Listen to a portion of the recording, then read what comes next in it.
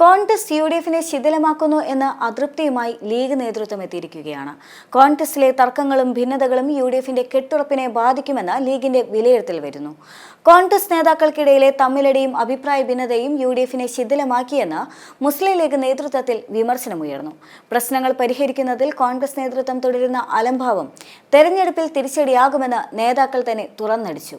കോൺഗ്രസിലെ ഭിന്നത യുഡിഎഫിന്റെ കെട്ടുറപ്പിനെ ബാധിച്ചിട്ടുണ്ട് എന്ന് മാധ്യമങ്ങളെ കണ്ട ലീഗ് സംസ്ഥാന ജനറൽ സെക്രട്ടറി PM.A. സലാമും അഖിലേന്ത്യാ ജനറൽ സെക്രട്ടറിയായ PK കുഞ്ഞാലിക്കുട്ടിയും സമ്മതിക്കുകയും ചെയ്തു. ശശി തരൂരിന്റെ ലേഖന വിവാദമടക്കം കൃത്യസമയത്ത് പരിഹരിക്കാതെ നീട്ടിക്കൊണ്ടുപോയത് മുന്നണിക്ക് ഗുണം ചെയ്യില്ല. പാർട്ടിയിൽ മുഖ്യമന്ത്രി സ്ഥാനത്തെ ചൊല്ലിയുള്ള വിവാദവും ഗുണകരമാകില്ല എന്നും ലീഗ് സംസ്ഥാന നേതൃയോഗത്തിൽ വിമർശനമുയർന്നിരുന്നു. വിവിധ വിഷയങ്ങളിൽ രണ്ടാം പിണറായി സർക്കാർ പ്രതിരോധത്തിൽ നിൽക്കുമ്പോൾ അതിനെ രാഷ്ട്രീയമായി ഉപയോഗിക്കാൻ UDF-ന് കഴിയാത്തത് നേതാക്കൾ തമ്മിലുള്ള അഭിപ്രായ വ്യത്യാസം കാരണവും ലീഗ് വൃത്തങ്ങൾ വ്യക്തമാക്കുകയാണ്. സംസ്ഥാനത്തിന്റെ വ്യവസായ നയവും സ്റ്റാർട്ടപ്പ് സംബന്ധിച്ച പ്രവർത്തനങ്ങളും ഉൾപ്പെടുത്തി ഡോക്ടർ ശശി തരൂർ എഴുതിയ ലേഖനത്തിൽ സർക്കാരിനെ പുകഴ്ത്തിയെന്ന വിവാദം പെട്ടെന്ന് അവസാനിപ്പിക്കാൻ പാർട്ടിക്ക് കഴിയുകയും ചെയ്തില്ല. അത് നീട്ടിക്കൊണ്ടുപോയത് നേതാക്കൾ തമ്മിലുള്ള പടലപ്പിണക്കം കൊണ്ടാണ്. ഇതിനു പുറമെ അടുത്ത നിയമസഭാ തെരഞ്ഞെടുപ്പിൽ UDF അധികാരത്തിൽ എത്തിക്കഴിഞ്ഞാൽ മുഖ്യമന്ത്രി ആരാകുമെന്ന കാര്യത്തിൽ തർക്കവും UDF-ന് ഗുണകരമായിരുന്നില്ല. കോൺഗ്രസിലെ നേതാക്കൾ തമ്മിലുള്ള തർക്കങ്ങൾ നീട്ടുന്നതിന് പകരം UDF-ന്റെ ചുമതല വഹിക്കുന്ന നേതാക്കൾ ഇത് പരിഹരിക്കാൻ മുൻകൈയെടുക്കണമെന്ന ആവശ്യവും ലീഗ് ഉയർത്തിയിരുന്നു. കോൺഗ്രസിൽ എല്ലാ സമയത്തും ഒരേ വിവാദങ്ങളാണ്. ഒന്നുകിൽ വിവാദങ്ങൾക്ക് ഒരിക്കലും അവസാനമാകുന്നില്ല എന്നും ലീഗ് കുറ്റപ്പെടുത്തുന്നുണ്ട്. മുഖ്യമന്ത്രി പദം സ്വപ്നം കണ്ടുകൊണ്ട് കോൺഗ്രസ് നേതാക്കൾ നടത്തുന്ന ചരട് വലികളാണ് ലീഗിനെ അലോസരപ്പെടുത്തിയത്. രമേശ് ചെന്നിത്തലയും VD സതീശനും K സുധാകരനും തമ്മിലുള്ള അഭിപ്രായ ഭിന്നത UDF സംവിധാനത്തെ ദുർബലമാക്കി. സംസ്ഥാന തലത്തിലും പ്രാദേശിക തലത്തിലും UDF സംവിധാനം ശിഥിലമായി. ഇത് തദ്ദേശ തെരഞ്ഞെടുപ്പിൽ തിരിച്ചടിയാകും. തരൂർ വിഷയം കൈകാര്യം ചെയ്യുന്നതിൽ കോൺഗ്രസ് നേതാക്കൾ പരാജയപ്പെടുകയും ചെയ്തു. സർക്കാരിന്റെ വികസന നേട്ടങ്ങൾ ചർച്ചയാക്കാൻ ഇത് ഇടയാക്കിയതായും യോഗത്തിൽ അഭിപ്രായമുയർന്നു. എന്നാൽ അതേസമയം കോൺഗ്രസിലെ പ്രശ്നങ്ങളെ ചൊല്ലി ലീഗ് അതൃപ്തിയുണ്ട് എന്നതിനെക്കുറിച്ച് തനിക്ക് അറിയില്ല എന്നായിരുന്നു കോൺഗ്രസ് നേതാവായ രമേശ് ചെന്നിത്തലയുടെ പ്രതികരണം. ശേഷം ലീഗിന്റെ അതൃപ്തിയെക്കുറിച്ചോ കോൺഗ്രസിലെ പടലപ്പിണക്കത്തെക്കുറിച്ചോ ഒന്നും മിണ്ടാതെ എലപ്പള്ളി ബ്രൂവറി കൊണ്ടുവരുന്നതിനെ പറ്റിയുള്ള ഇടതുമുന്നണി തീരുമാനം ജനങ്ങൾക്കെതിരെയുള്ള വെല്ലുവിളിയാണെന്ന് മാത്രം പ്രതികരിക്കുകയായിരുന്നു അദ്ദേഹം.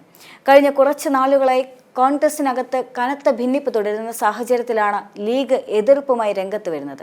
VD സതീശന്റെ ഏകാധിപത്യ തീരുമാനത്തിൽ തുടങ്ങി സുധാകരന്റെ രാജിയും കടന്ന് മുഖ്യമന്ത്രി ചർച്ചകളിലേക്കും സമുദായ വോട്ടുകളിലേക്കും ആ ചർച്ച പിന്നീട് വഴിമാറുകയായിരുന്നു. 2024 ലോക്സഭാ തെരഞ്ഞെടുപ്പ് സമയത്ത് തുടങ്ങിയതാണ് കോൺഗ്രസിനുള്ളിലെ ഈ തർക്കങ്ങളെല്ലാം തന്നെ. കോൺഗ്രസിൽ VD സതീശൻ ഏകാധിപതിയെ പോലെ പെരുമാറുന്നു എന്നതായിരുന്നു ആദ്യം ഉയർന്നു വന്ന വാദം. അതിനെ സംബന്ധിച്ച് കോൺഗ്രസിൽ നിന്നും നിരവധി നേതാക്കൾ ഒരു വിമത പക്ഷത്തിലേക്ക് നീങ്ങുകയും AK ഷാനിബും P സരിനും പാർട്ടി വിടുകയും ചെയ്തിരുന്നു. ഇത് വലിയ തരത്തിലുള്ള കോളിളക്കമുണ്ടാക്കിയിരുന്നു. പക്ഷേ ലോക്സഭാ തെരഞ്ഞെടുപ്പിൽ ഇവയെല്ലാം തന്നെ തിരിച്ചടിക്കും എന്ന് പ്രതീക്ഷിച്ചിരുന്നുവെങ്കിലും ഇവയൊന്നും തന്നെ കോൺഗ്രസിനെ അലോസരപ്പെടുത്തിയിരുന്നില്ല എന്ന് വേണം പറയാൻ. പക്ഷേ കോൺഗ്രസിനകത്ത് ഒരു ചേരി രൂപപ്പെടുന്നതിന് അല്ലെങ്കിൽ രൂപാന്തരം പ്രാപിക്കുന്നതിന് ഇവയെല്ലാം തന്നെ കാരണമാവുകയും ചെയ്തു. AK ഷാനിബ് പറഞ്ഞതാണെങ്കിലും P സരിൻ പറഞ്ഞതാണെങ്കിലും പിന്നീട് ശരിയാണ് എന്ന് തന്നെയായിരുന്നു കാലം തെളിയിച്ചതും. VD സതീശൻ ഏകാധിപതിയെ പോലെ പെരുമാറുന്നു. VD സതീശന്റെ തീരുമാനങ്ങൾ മാത്രമാണ് കോൺഗ്രസിനകത്ത് നടപ്പിലാക്കുന്നത്. ഈ വാക്കുകൾ യഥാർത്ഥത്തിൽ കോൺഗ്രസിലെ നേതൃത്വത്തെ മുഴുവൻ അപ്പാടെ ഉലച്ചിരുന്നു. അതിനുശേഷമാണ് സുധാകരൻ രാജിവെക്കണം എന്ന ആവശ്യമായി ഒരു കൂട്ടം നേതാക്കൾ രംഗത്തെത്തുന്നത്. സുധാകരന്റെ നേതൃപാടകത്തെ ചൊല്ലി വലിയ തരത്തിലുള്ള വിമർശനങ്ങൾ ഉണ്ടാകുന്നു.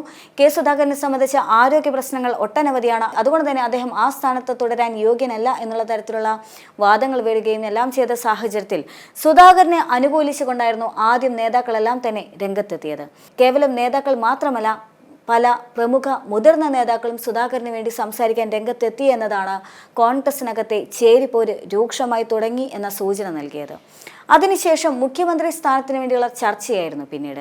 അതായത് 2026 നടക്കാനിരിക്കുന്ന നിയമസഭാ തെരഞ്ഞെടുപ്പിൽ കോൺഗ്രസ് തന്നെ അധികാരത്തിലേറും എന്ന ഉത്തമ ബോധ്യം കോൺഗ്രസിനകത്ത് തലപൊക്കിയിരുന്നു എന്ന് സാരം. അതിനുശേഷം അഥവാ കോൺഗ്രസ് അധികാരത്തിലേറുകയാണെങ്കിൽ ആര് അധികാര കസേരയിൽ ഇരിക്കും എന്ന ചോദ്യം അവിടെ സ്വാഭാവികമായും ഉണ്ടാകുന്നു.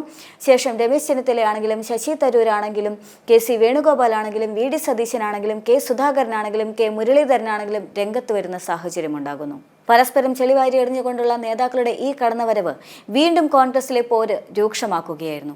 പിന്നീട് വന്ന വിവാദമായിരുന്നു ചെന്നിത്തലയ്ക്ക് അനുകൂലമായിക്കൊണ്ട് സാമുദായിക നേതാക്കൾ മുഴുവൻ രംഗത്ത് വന്നത്. ചെന്നിത്തല മുഖ്യമന്ത്രിയാകണമെന്ന് പറഞ്ഞുകൊണ്ട് പല സാമുദായിക നേതാക്കളും രംഗത്ത് വന്നത് കോൺഗ്രസിനുള്ളിലെ മറ്റ് നേതാക്കളെ പിന്നീട് അലോസരപ്പെടുത്തുകയായിരുന്നു.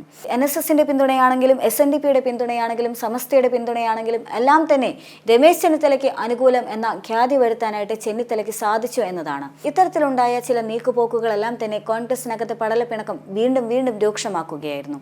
എന്നാൽ മുഖ്യമന്ത്രി സ്ഥാനത്തെക്കുറിച്ചുള്ള ഈ ചർച്ച അവസാനിപ്പിക്കണമെന്ന് പല നേതാക്കളുടെ ഭാഗത്തു നിന്നും വിദഗ്ധ ഉപദേശം വന്നിട്ടും കോൺഗ്രസിനകത്ത് ഈ ചർച്ച തുടർന്നുകൊണ്ടേയിരുന്നു.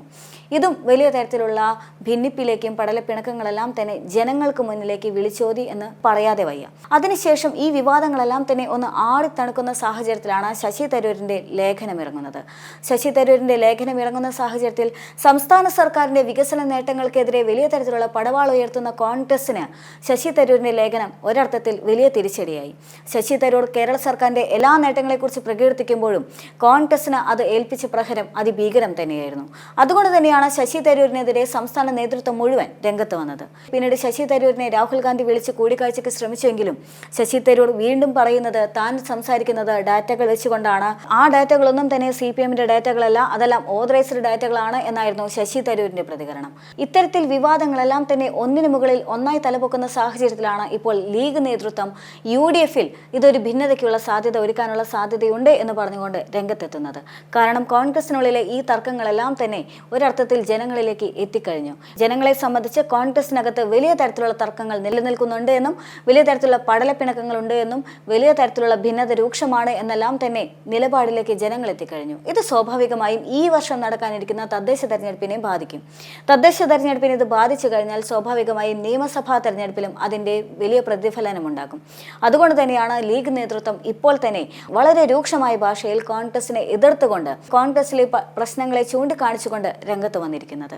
ലീഗ് ഇപ്പോഴെങ്കിലും ഇവയൊന്നും തന്നെ തുറന്നു പറഞ്ഞില്ല എങ്കിൽ വരാനിരിക്കുന്ന തെരഞ്ഞെടുപ്പിൽ വീണ്ടും ഒരു മൂന്നാം പിണറായി സർക്കാരോ അഥവാ ഒരു മൂന്നാം ഇടതുമുന്നണിയോ അധികാരത്തിലേറുമെന്ന കാര്യം ഉറപ്പാണ്.